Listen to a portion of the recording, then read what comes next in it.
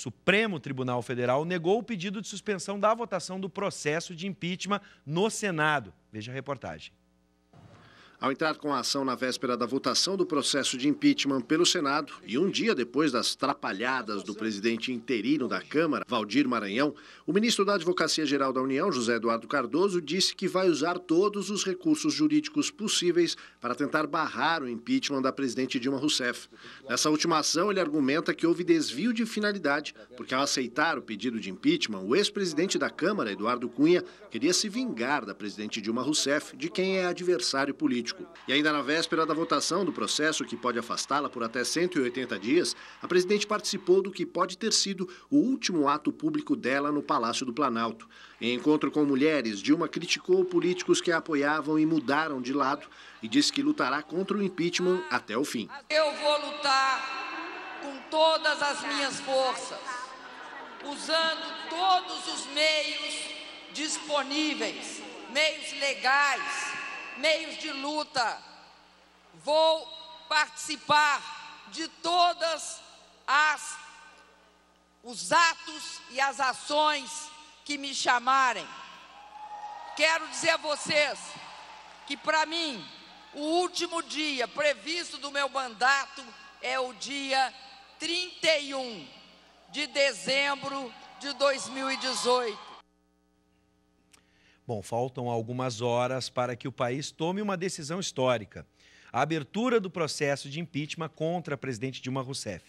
Este é o assunto que vamos debater a partir de agora no Conexão RS. Conosco estão o professor de Direito Constitucional da UBRA, Luciano Reuter, e o professor de Ciência Política da URGS, Paulo Pérez. Boa noite, sejam bem-vindos. Boa noite mais uma vez.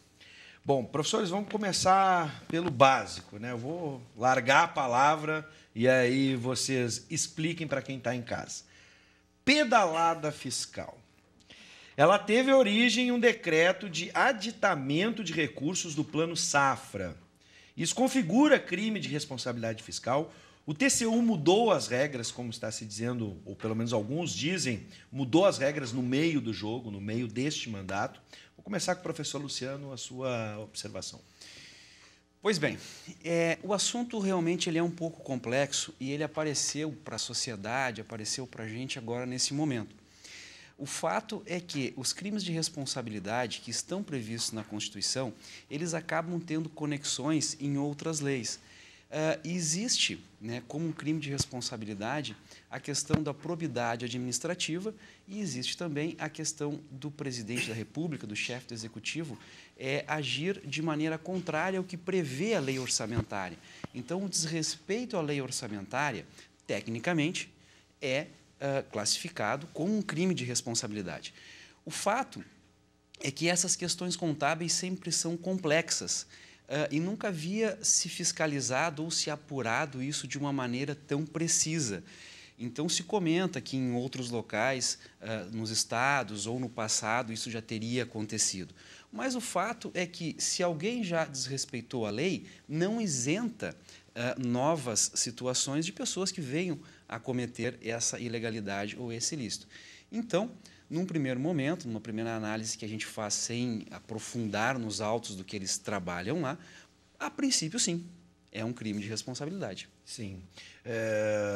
Eu vou voltar na questão dos governadores na sequência, eu só quero a primeira observação do professor Paulo Pérez, por favor. Sim, exatamente. Esse é um assunto que tem muitos detalhes técnicos, que envolve tanto a área do direito, contabilidade, administração. O fato mais geral que eu vejo é o seguinte: em primeiro lugar, se admitirmos que isso seja válido como crime de responsabilidade,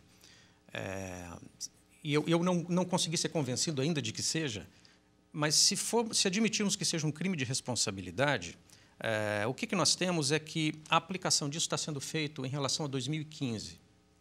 E o que aconteceu foi que, depois do parecer do Tribunal de Contas, né, sugerindo que isto não deveria ser uma prática, o governo dali para frente mudou, né? Então, significa que havia uma prática consolidada desse tipo de procedimento que nunca havia sido objeto de reprimenda ou de condenação de ninguém.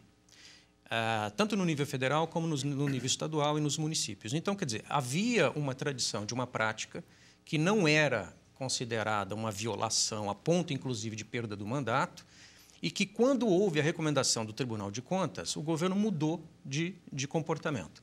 Então, significa que se está acusando o governo de algo, né, que era uma prática corriqueira e que ele mudou de comportamento quando foi avisado, fazendo com que isso seja uma coisa retroativa e aplicada exclusivamente a esse governo.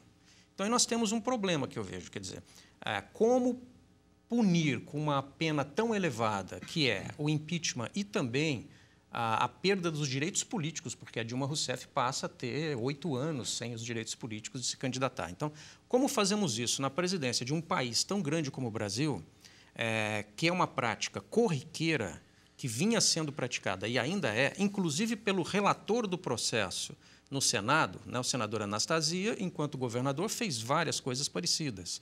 Então, como aplicar isto a ponto de criar um clima de instabilidade política no país? Primeiro. Segundo lugar, como fica a situação administrativa, então, dos governadores e prefeitos a partir dali? E é nessa questão que eu ia voltar depois do professor Luciano. E terceira... Então já vamos entrar nela, E terceira, se isto é válido para Dilma, isso seria válido também para Michel Temer, que, quando substituiu a Dilma nas suas viagens, assinou até mais decretos desse tipo. Quer dizer, não são só as chamadas pedaladas fiscais, né? Mas assinou também o mesmo tipo de política e que pode ser submetido a um processo de impeachment ou não. Então, sim, na verdade, o que se configura para mim é que, de fato, mesmo que isso possa vir a ser considerado um crime de responsabilidade, isso viola uma prática em que isso não era considerado. Em segundo lugar, se for crime de responsabilidade, será que a punição não é muito desproporcional?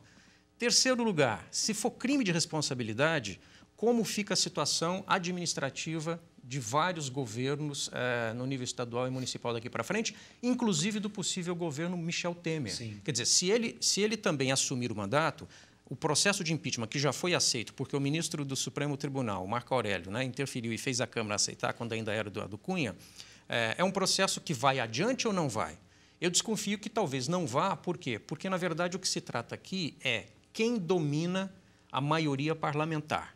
Quem domina a maioria parlamentar, né, se o presidente, se o prefeito, se o governador conseguir dominar a maioria do parlamento, ele consegue barrar qualquer processo de impedimento contra ele, mesmo que ele tenha cometido um crime. Sim. Se ele não dominar a maioria, mesmo não cometendo um crime, ele pode sofrer um processo de impedimento. Bom, a partir das questões levantadas pelo professor Paulo Pérez, repasso para o professor Luciano, então incluo, né, a questão o precedente agora, tanto para a presidência com o Michel Temer e a questão dos governadores, que alguns deles também cometeram pedaladas fiscais, eles vão ser afastados. O que a gente pode imaginar agora, né, da justiça nesse aspecto, Poder Judiciário, na medida em que temos agora esse novo precedente referente à prática das pedaladas? Bom, a questão jurídica no Brasil, que é ditada basicamente pela nossa Constituição, ela não impõe a todos os julgadores a mesma opinião, a mesma ideia no momento de decidir. Você pode ter um tribunal que decida de uma maneira, um tribunal que decida de outra maneira. Você pode ter uma Assembleia Legislativa que, na verificação, no seu trabalho de fiscalização das contas de um governador, entenda de uma maneira X e em um outro lugar se entenda diferente. Isso pode, às vezes, para algumas pessoas parecer estranho ou um pouco injusto, mas dentro da complexidade do sistema jurídico que o Brasil tem, isso é perfeitamente aceitável, é comum. Então, não quer dizer que vá se sair agora buscando situações para processar, seja na via judicial, seja através de um impeachment, governadores de Estado ou até prefeitos, o que eu acho um pouco difícil na questão municipal, porque o orçamento do município ele é muito mais engessado e o município não tem bancos para usar o dinheiro do banco para pagar um auxílio, uma bolsa, e depois não fazer o repasse para o banco. Alguns estados da federação já nem têm mais bancos, né? Nós temos aqui o nosso Banrisul, que talvez venha a sofrer algum tipo de análise em relação a isso. Mas, seja como for, se abre um precedente, mas não há uma determinação que esse mesmo caminho tenha que ser trilhado em todos os outros casos. A questão do vice-presidente, ela provavelmente vai ser questionada. caso o Michel Temer venha a assumir, o que parece bem provável pelo placar que a gente tem da votação até agora. O governo do Michel Temer ele vai ser questionado por vários aspectos, inclusive por esse. E aí a gente, de novo, esbarra nessa questão técnica, precisa de saber exatamente o que ele fez, qual a responsabilidade dele ou não. Então, um processo de impeachment contra o vice-presidente talvez aconteça. Sim. A gente tem tantas surpresas hoje em dia com o que vem de Brasília, né?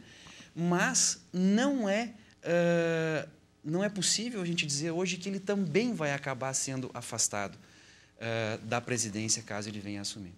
Bom, e o que o professor Paulo Pérez imagina, então, é que, dentro dessa perspectiva, não há, então, uma determinação que, a partir de agora, todos os casos tenham o mesmo resultado, a mesma sentença, enfim, a partir de uma análise. Ou seja, então, a questão é de contexto e contingência. A gente não sabe realmente o que vai acontecer a partir de agora. É por aí, professor? Vai depender de cada caso? Não, eu acho justamente isso. Quer dizer, tudo isso mostra que, na verdade... A conjuntura política, na verdade, é o que vai definir. O que isso mostra, na verdade, é o seguinte. A questão jurídica, ela é uma cortina de fumaça aqui. Tá? Porque, na verdade, assim, se depender de cada localidade, de cada tribunal, de cada magistrado que toma a decisão, e como, de fato, acontece, a decisão específica, né? Isso mostra que, na verdade, a questão jurídica, nesse caso, ela é uma questão meramente formal, de cortina de fumaça, porque a decisão, se a gente quiser ter um preditor, né, como é que eu posso prever se um governo vai continuar ou não, porque essa é a questão, né? É a coalizão partidária que esse governo será capaz de formar. Quer dizer, a questão é política, na verdade. Quando a gente fala em questão política, a gente está falando que a questão é partidária. Quer dizer, nós temos no Brasil muitos partidos. Esses partidos têm representação nos municípios, nos estados e no nível federal. E, em qualquer instância de governo, o governo é um governo partidário. Então, o que é preocupante é o seguinte: em que medida, né, se abre um precedente jurídico para o jogo político ganhar uma aparente legitimidade que, na verdade, não tem, né? Quer dizer, na verdade, o que acontece?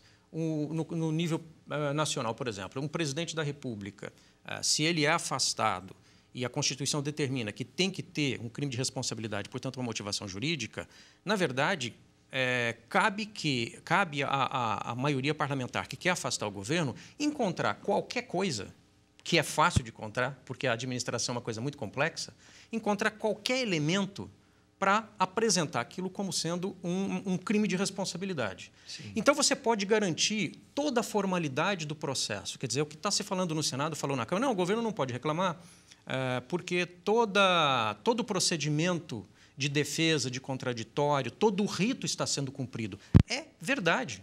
No geral, o rito está sendo todo cumprido. Porque, na verdade, a questão não é se o formalismo do processo é cumprido. A questão aqui é o conteúdo do que está sendo julgado. Sim. Mas se a maioria fica teimando que aquele conteúdo é crime de responsabilidade, será crime de responsabilidade, mesmo que possa, eventualmente, não ser um crime de responsabilidade analisado por especialistas, por exemplo. Sim. Então, quer dizer, eu acho isso. A questão política, no sentido de que a maioria partidária é o que vai dizer se um governo será capaz de se sustentar ou não, acaba sendo o fator determinante. Vamos atualizar aqui, gente, o nosso placar até agora, ou pelo menos não é bem o placar, mas sim aqueles que já falaram, né? 20 senadores já discursaram, a última foi a senadora Fátima Bezerra do PT, eu não consigo ler. Não, e da onde é o PT? Da onde, diretor? Do Rio Grande do Norte, tá? A gente tem um intervalo agora, até às 19 horas, onde se retoma, então, a sessão. A pergunta agora seria o seguinte, professor Luciano, para a abertura, é bom a gente explicar que hoje está rolando, o que está acontecendo lá no Senado, é um processo que vai afastar, a partir da decisão, pode afastar a presidente Dilma por 180 dias. Não é, eu vou usar aqui um neologismo, utilizado até mesmo pelo senador Lazier, quando esteve aqui no programa, não será empichada hoje. Haverá, então, esse período para que o processo continue e aí sim, daqui a 180 dias, uma nova sessão vai ser feita, vai ser realizada. Como é que funcionam essas duas sessões? Primeiro, para andar com o processo e afastar a presidente e depois, caso ela sofra o impeachment, efetivamente. Pois bem, na verdade, eu entendo que a nossa Constituição ela protege o presidente da República. Processar um presidente da República não é uma tarefa simples, não é fácil você conseguir levar um processo adiante.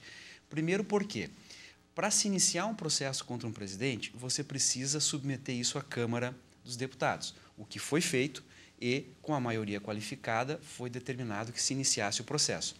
Aí existe uma divisão. Se o que se acusa o presidente é um crime penal comum, o processo vai para o STF, que não é o caso do que a gente discute hoje. Sendo um crime de responsabilidade, o processo vem para o Senado. E o julgamento do mérito, do conteúdo, acontece no Senado. Tem uma situação bem interessante que, nessa fase do Senado, o presidente do STF é chamado para conduzir o processo. Por quê? Porque o presidente do STF ele é um especialista na questão jurídica e na condução de processos. Então, ele vai ser encarregado da colheita de provas, de ouvir testemunhas. Inclusive, há previsão, ao final da fase de produção de provas, para o próprio interrogatório da presidente Dilma. Sim. E tudo isso é coordenado, é presidido pelo presidente do STF, que vem ao Senado fazer esse trabalho, como já aconteceu no impeachment do Collor. Mas isso só acontece a partir da votação de hoje. Perfeito. A votação de hoje, ela aceita o processo e autoriza o início do processo. Sim. E tem previsto na Constituição também esse mecanismo de afastamento do presidente por até 180 dias, que é o prazo estimado para se concluir a produção de provas, se permitir todas as defesas que a presidente pode ter, ouvir a acusação e que os senadores formem um juízo de convicção. E aí, então, ao final disso, haverá uma nova votação, aonde, de fato, se determinará a perda do cargo ou não. Caso não aconteça a nova votação em 180 dias, a presidente Dilma retorna ao cargo. Sim. Então, é provisória esse afastamento dela. E existe essa possibilidade de que esse processo não ande em 180 dias? Eu acredito que não, porque esse processo na Câmara, a própria cassação do senador Delcídio que aconteceu hoje, e toda a atenção que o Brasil inteiro volta para o Senado faz com que eles deem preferência a esse processo. Então, provavelmente, esse processo vai ser conduzido com os prazos regimentais e legais, mas ele vai ter uma preferência. Não poderia ser diferente. Então, eu acredito que sim, em menos de 180 dias ele deve estar concluído e deve acontecer a votação definitiva. Só para a gente fechar essa questão, o que acontece nesses 180 dias? Ela permanece em Brasília, na residência oficial? Só não tem acesso ao seu gabinete no Planalto? Como é que funciona? Essa questão não é precisamente esclarecida pela lei, mas pela lógica, ela tem que desocupar o palácio onde o presidente vai trabalhar. Sim. Né? A questão dela permanecer residindo em algum imóvel público, eu acho razoável, eu acho possível. Mas não há na lei uma especificação assim em relação à residência. Mas o Palácio do Planalto, sim, ele vai passar a ser ocupado pelo vice-presidente, porque ali estão todos os equipamentos, né, para a gestão do país e tudo mais. E durante esse tempo ela pode se dedicar exclusivamente à defesa dela. Tem uma questão interessante que a gente consegue perceber em relação a isso, é que com o afastamento da presidente, ela perde o poder de negociação. Então, se hoje a maioria dos senadores já vem abrindo o voto de que é favorável ao impeachment e que provavelmente aqueles que são contra têm alguma ligação com o governo, com o afastamento dela, esse quadro só tende a aumentar. Sim. Porque aí quem vai passar a ter o poder de barganha com o legislativo vai ser quem assume a cadeira do executivo. Dá para dizer que esse processo já foi até mesmo iniciado, né? Na medida que o vice-presidente Michel Temer está organizando o seu ministério. Né, exatamente. Então, é muito difícil, assim, da gente imaginar que, acontecendo o afastamento e a aceitação do processo hoje, a votação daqui a alguns meses possa ser em sentido contrário. Sim.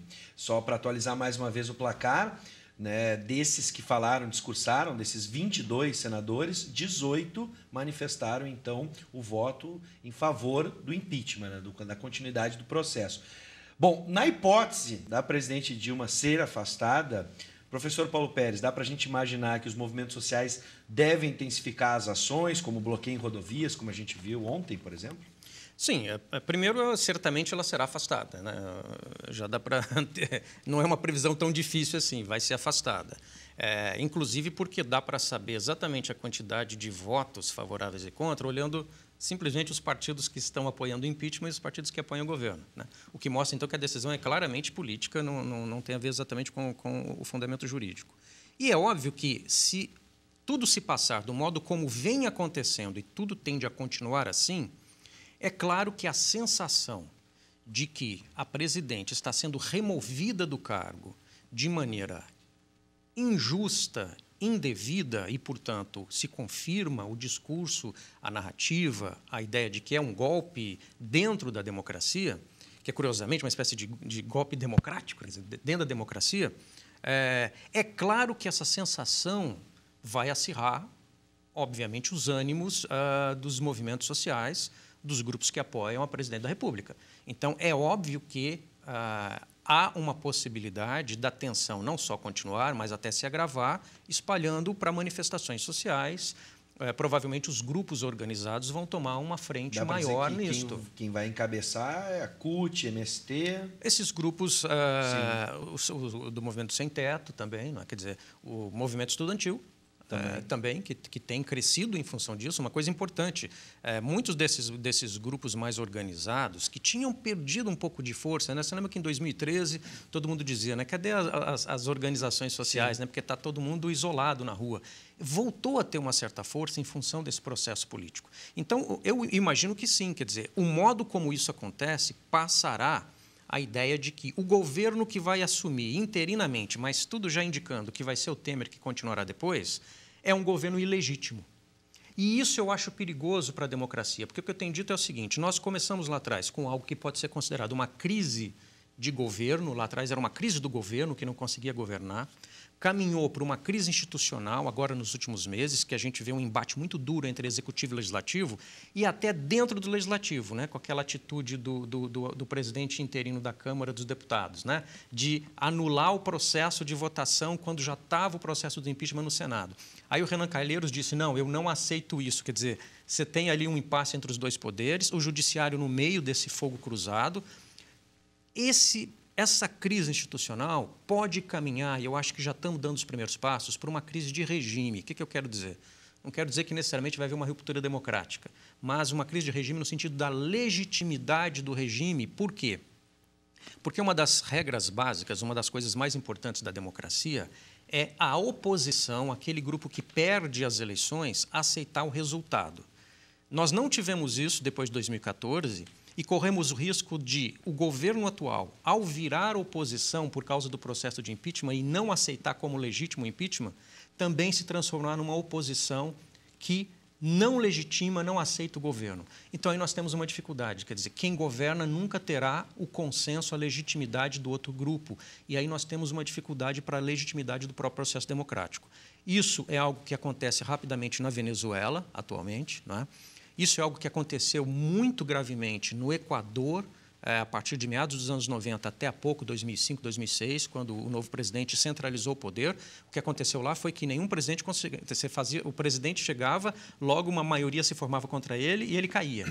Então, nós corremos um risco, assim, que eu acho que, espero que não, mas corremos o risco de ter um acirramento social e uma instabilidade institucional mais ou menos intermitente, né, mais ou menos constante, fazendo a gente ficar dançando entre uma venezualização ou uma equatorização da política nacional. Então, olhar com atenção os próximos passos desse jogo. Bom, já que o professor falou no nome de Renan Calheiros, presidente do Senado, a gente tem um VT, né? Temos um trecho da fala do presidente do Senado, Renan Calheiros. Pode rodar. Eu sou parlamentarista, vou continuar parlamentarista, sobretudo quando vejo numa hora dessa aquilo que é fator de estabilização no presidencialismo, que é a estabilidade do chefe de Estado balançar. Isso me faz cada vez mais ser parlamentarista. O presidente Temer vai ter o apoio do senhor? O presidente Temer, se for essa decisão do Congresso Nacional, pelo menos na sua interinidade, e depois, se for o caso da sua posse definitiva, é necessário que ele tenha o apoio do Congresso Nacional para fazer as reformas estruturantes e para fazer, sobretudo, a reforma política. O nosso sistema político está deturpado, nós não temos uma forma de financiamento e isso é fator de todas as crises que existem no presidencialismo do Brasil e do mundo. Já temos um presidente, né? Um novo presidente, segundo as palavras de Renan Calheiros, né? O presidente Temer já convocando, né? E já, pelo que eu entendi, já instituindo, né, os projetos, ou pelo menos a linha de trabalho que a gente espera, ou pelo menos imagina, do governo Temer, né? É engraçado, né? Uma coisa que está parecendo claro nesse processo é o seguinte: o sistema político brasileiro, na verdade, não é presidencialista, né? É vice-presidencialista. Porque desde a abertura para cá, a partir do governo Sarney, que assumiu porque o Tancredo não pôde assumir, sim, nós tivemos, na verdade, 3 vices que assumiram, e os 3 vices do PMDB. Né? Quer dizer, o PMDB sempre assume a presidência desse modo. Então, é muito importante, quando tem eleição, a gente olhar o vice. E, para terminar o mandato, talvez seja interessante o candidato a presidente não ter como vice alguém do PMDB. Só uma dica aqui para os próximos candidatos. Se a gente for, né? Levantar o histórico, tendo vice do PMDB... Olha, o retrospecto da abertura para cá não é boa. Não terminou o mandato. Né? O Collor foi impeachment e a Dilma impeachment. E o Tancredo morreu. Né? Sim. E aí assumiu o Sarney. Agora, um outro detalhe só também. Quer dizer, o Renan, e sempre vem essa história de adoção do parlamentarismo, né? Como uma mágica para resolver os problemas. Quer dizer, o que está aparecendo aqui é que o problema político no Brasil e na América Latina é o presidencialismo. Se a gente mudar o regime, tudo vai ficar maravilhoso com as mesmas pessoas. Não é? O problema é o regime político. Eu acho que não dá tempo de discutir aqui, mas eu acho que não. Acho que com o parlamentarismo poderíamos até estar pior, a instabilidade podia ser pior. Segundo, é curioso o Renan defender isso, porque no parlamentarismo não tem Senado. Tá? O que faz o Senado no parlamentarismo? Você precisa ter uma casa só, porque é da maioria dessa casa que se escolhe o primeiro-ministro. E, em terceiro lugar, o parlamentarismo, nós já tivemos 2 plebiscitos na nossa história democrática, né, do período de 45 e 64 e agora, que rejeitaram. Quer dizer, a população é favorável ao regime presidencialista. Sim. E o problema, na minha opinião, não é o regime político. Eu tenho dúvida se realmente, quando esses plebiscitos aconteceram, vendo o que hoje está acontecendo, se as pessoas entenderam o que era o parlamentarismo na época, já que hoje aceitam esse processo que passa pelo parlamento. Né? Eu fiquei na dúvida se realmente as pessoas, na época, quando votaram, entendiam o que era o parlamentarismo, se hoje aceitam como uma alternativa. Né? É uma reflexão que a gente pode fazer.